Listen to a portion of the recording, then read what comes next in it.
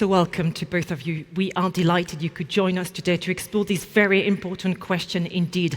I'm going to start with a question for you, Your Excellency, because we are seeing growing recognition that philanthropy is not just a complement to markets and government, but it's a distinct form of capital in its own right. So from your perspective, what makes philanthropic capital uniquely powerful today, and how can it be used more strategically to accelerate delivery change at scale? Thank you, Charlotte. Great pleasure to be sitting with you, Adrian. Likewise. So, I often refer to philanthropy as the forgotten child of the capital system. In many parts of the world, it's seen as a periphery player. In other parts of the world, it's viewed with a high degree of suspicion. And I often hear that, philanthropy is nice, but if we're going to really tackle global challenges, we need serious capital. I would argue that philanthropy is serious capital. We see philanthropy flowing to the tune of around $2 trillion a year, between 1 to 2 trillion, even at the lower end of that estimate, at $1 trillion. That's 3 times more than the total global humanitarian and development annual budget. So it's a significant amount of money from a quantum perspective. But I think what's more exciting about philanthropic capital is its quality. It's often seen as more risk tolerant, more equitable in its deployment, more long-term in nature, and which is why it can be used as a form of catalytic capital to help create and generate that multiplier effect in partnership with business and government capital. And it's an exciting time for philanthropy in general, globally, as well as in parts of the world like where we sit today, for a number of reasons. First, there is, of course, a major wealth transition taking place globally. They expect $60–70 trillion to be transferred to the next generation within the coming decade or so. In Asia, it's around $8 trillion. And this new generation are far more aware of and far more respectful of, I think, and disciplined around the impact that they're giving is generating. And also much more, they have higher expectations on transparency, on accountability, on governance.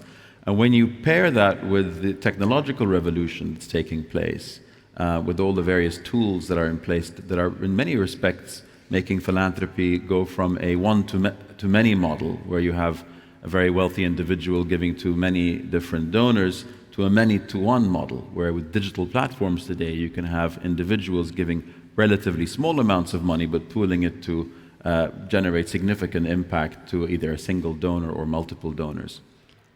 So it's an exciting time. There are, I think, few places in the world like the UAE that can really act as a hub to bring all these pieces together, to bring the demographic opportunity together, to bring the trust gap, which of course exists, and close that between north, south, east, west, between different sectors, government, business, civil society, which is why I'm excited about the opportunity for the UAE to increasingly be known as, but also to act as a global hub for strategic philanthropy.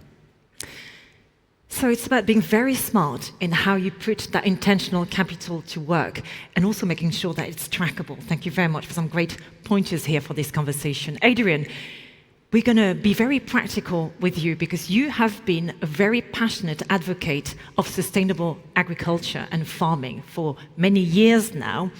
And you have been involved with this wonderful community project called AgriHoods, which is a very tangible example of the evolution described by His Excellency, a new ROI-oriented form of philanthropy.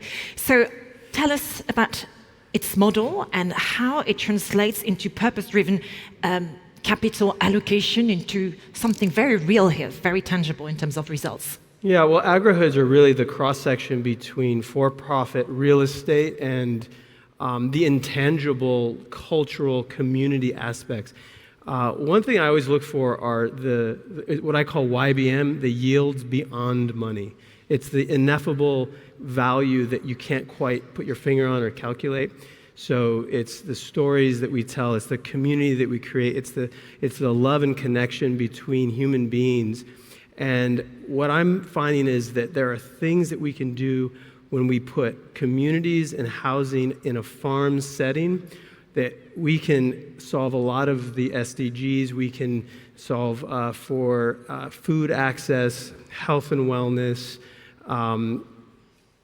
mental well-being, community development, intergenerational housing, so you can bring families back together. And for me, it's about having direct access to food that really nourishes the body and the mind, so that we can have human flourishing within the community, and they have a direct stake in their own personal well-being. Thank you. Your Excellency, we live in an increasingly complex environment globally. And yet, business capital, as you explained, has unprecedented capacity to scale positive solutions. Yet we are facing those very complicated climate and social challenges, and they often require different pathways to execution. So from your perspective, what enables business capital to move from intention to actual delivery in a way that is both sustainable and scalable? Because that's the crux of the challenge here. It is. It's the crux of the challenge, but also really where the opportunity lies. I mean, if you just take the Gulf region, 85% of all non-oil GDP is generated in family businesses.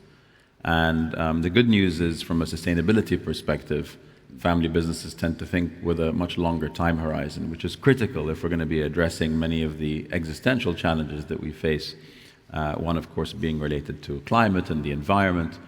But the opportunity for businesses to engage much more deliberately in generating social and environmental returns, as it were, beyond the bottom line, as Adrian said, is really what it's all about when you consider meeting those challenges with the available capital that we have. And so what does it look like for business capital to be pivoting in that sort of direction? Look, there are different ways of looking at it, and I think part of the problem is we've tried to box businesses in as to how they should be behaving and what they should be doing, and we've put all these fancy terms, ESG being one of them. But if you look at E and the S, the environment and the social dynamic, it really is two sides of the same coin. And the G, the governance dimension, is critical, because that's what ties binds the coin, if you will, together. We don't talk about the governance dimension enough.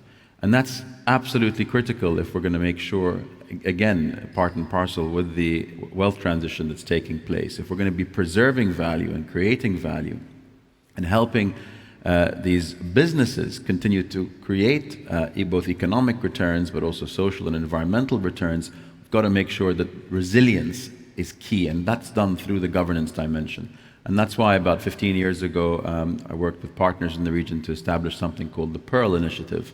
And that fundamentally works on the business case behind adopting good corporate governance. And so it's something that isn't often talked about when we think about how a business is going to generate impact in its community, but I think it's fundamental. Last thing I'll say on that is we also have to be aware that the so-called impact spectrum is becoming much more blended in nature. There was a time where it was, perhaps clear or more defined as to what individual entities would be focusing on and doing within the broader landscape of business and government and civil society. Today, it's becoming more blended in nature. So you have, if you take businesses on one end of the spectrum that are now obviously involved in the so-called impact mission.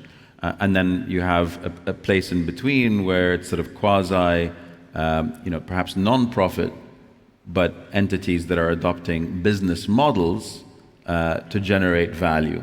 And then, of course, you've got, government that is continuing to engage with ODA, but also finding opportunities to incentivize private entities, both in the non-profit and for-profit space, to collaborate with them.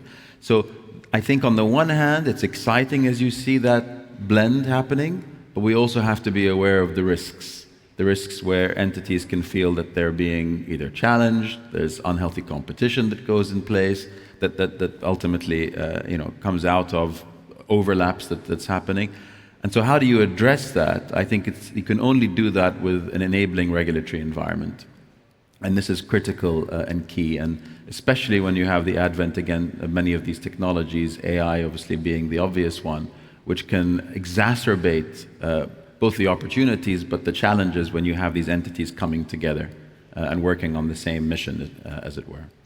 And that's the piece we cannot miss out on, providing this very strong framework in order to scale up positive change. Adrian, I'd like to find out even more about AgriHoods, because you mentioned earlier that it's a community-based project that really helps to activate many SDGs. It goes way beyond sustainable farming or agriculture. You mentioned it. It's about the impact it makes to the rest of the community.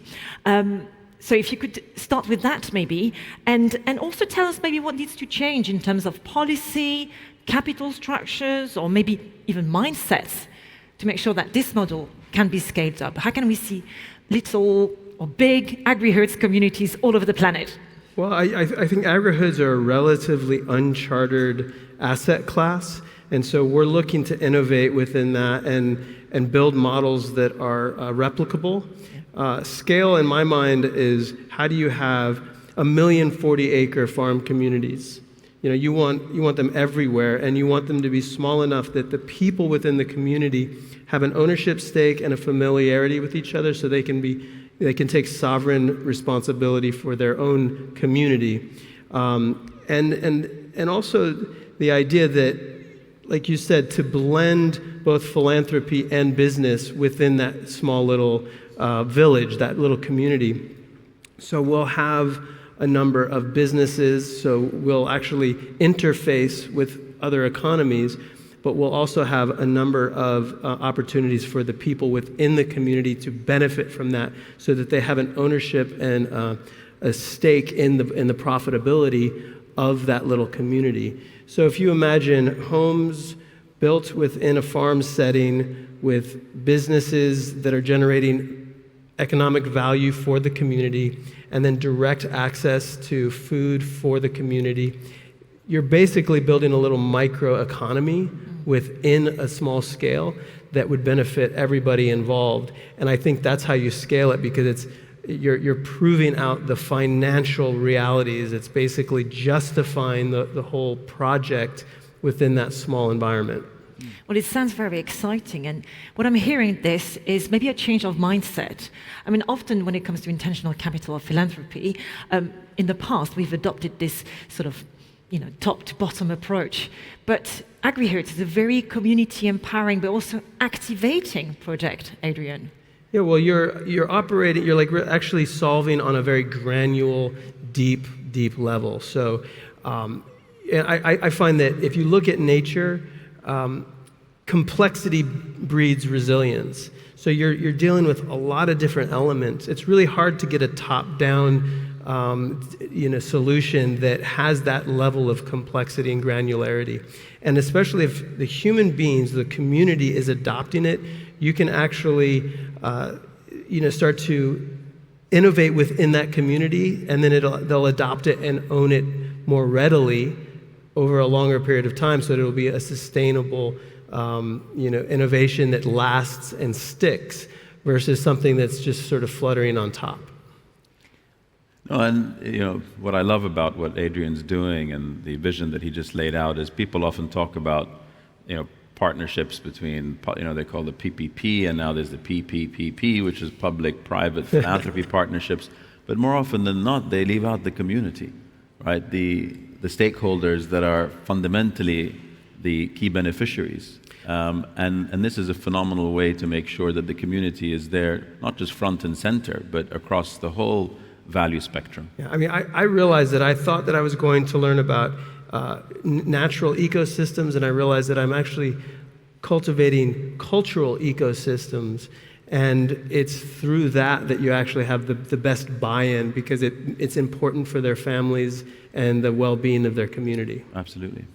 We need to wrap up, but maybe a final word to end this conversation on a high note. What's key here when it comes to scaling up philanthropy so it really makes an impact on the ground efficiently and at scale? Don't assume that you know the answer to a problem you're trying to address. You've really got to be very, just as you would if you were trying to address a business issue, very rigorous and very authentic about how you're identifying the problem before you go about trying to fix it. So humility Humility, front and center, absolutely. Thank you, Adrian. Yeah, no, I agree. I'm humble every day on the farm. I am constantly learning. There's so much to learn. In permaculture, the first principle is observe and interact. You know, we come at problems a lot with this sort of arrogance of knowing, but if you remain curious and open to what's possible, there's a creative element that allows you to actually build and innovate in new ways into the future, as opposed to just being sure of what it is. So curiosity, I love that word, it's critical in everything, including our education systems that are going through their own challenges today. Curiosity has to be a key feature of that and a value. And the other one, which is critical, is compassion, which is effectively underpinned by the golden rule. Do unto others as you would want done unto yourself.